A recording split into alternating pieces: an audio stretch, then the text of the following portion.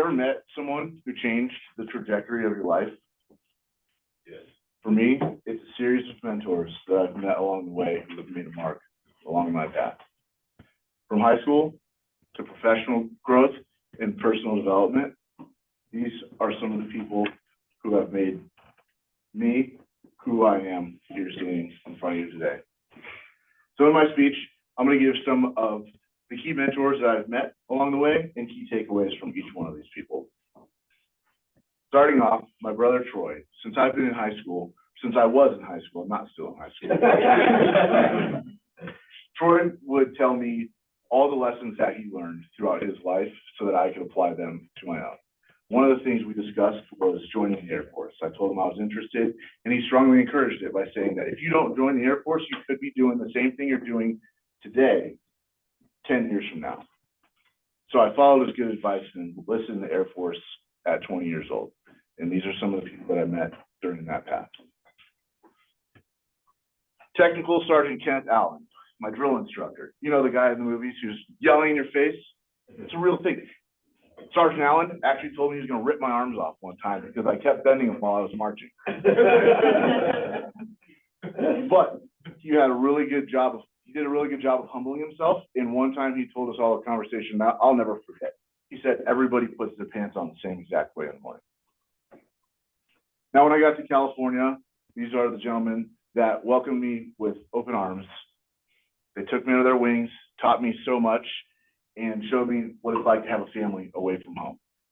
My first supervisor, Staff Sergeant Larry Brickner, loud Jersey guy, awesome person, called me the kid that he never wanted, endearingly, of course. He taught me that you can fix anything with your hands as long as you're willing to put forth the effort. Staff Sergeant Dan Coakley taught me how important it is to be ambitious and more ambitious than my peer group.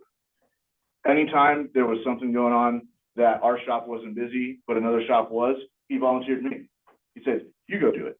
And so I learned that if you do the unwanted opportunities, especially in the military, the ones that everybody wants just magically come to you first. Senior Airman Dave Thompson. He was my first peer-to-peer mentor. He was a few years older than me. He'd been in the Air Force for a couple of years longer than me. So he trained me the most because they just sent us on our way, and there we were out on the fly line. I learned from him that through dedication and the desire to learn, being knowledgeable in your profession is only a couple of years away, as long as you're willing to apply. Staff Sergeant Adam Mark Robb is one of the funniest people I've ever met in my entire life.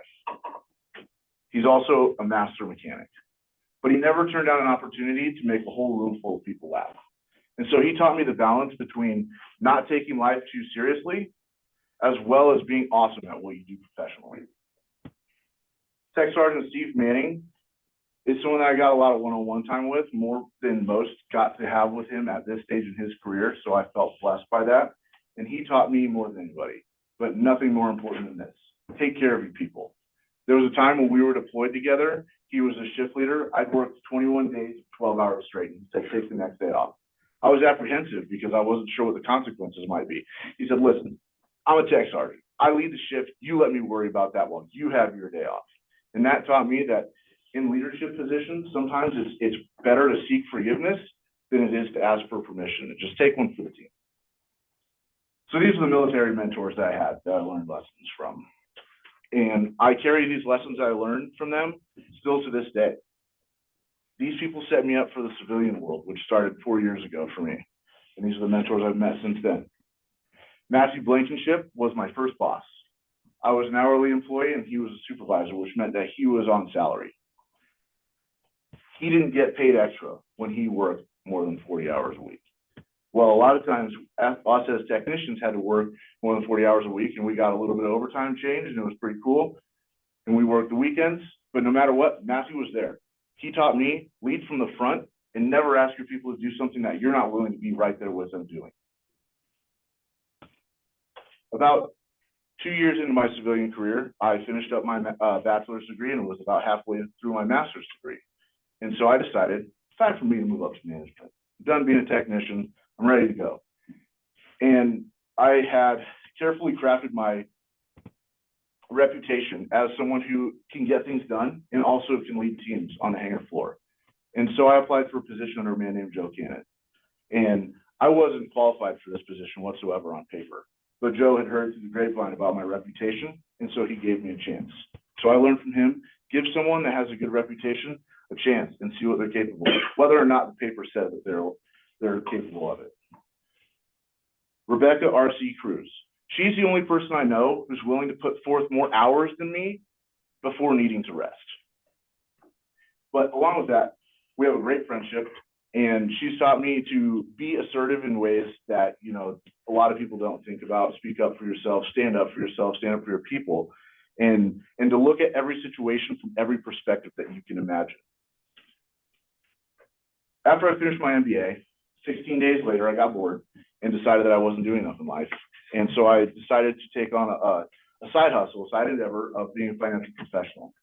It's a competitive world in the financial industry. And the team that I joined had a leader that I wasn't quite compatible with. But there were people on that team that I was noticing that I was compatible with. And one was Amanda. And she taught me how to assess talent, be patient and persistent with everything you do, and be the rock that people need that come to you, whether or not you have the energy to do so. And then last but certainly not least is our very own Sarah. We have a transformational mentorship together. We learn a lot from each other throughout our journeys, and we're going to continue to do so. She's fewer steps from greatness than almost everybody I know, so it's crazy not to learn from her. All right. So mentorship is a cornerstone in my personal and professional development, just like many of the esteemed leaders throughout history.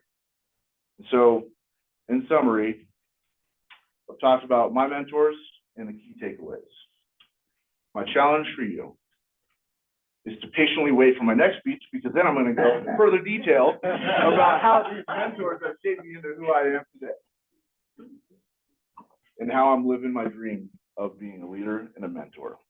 Back to you, Toastmaster.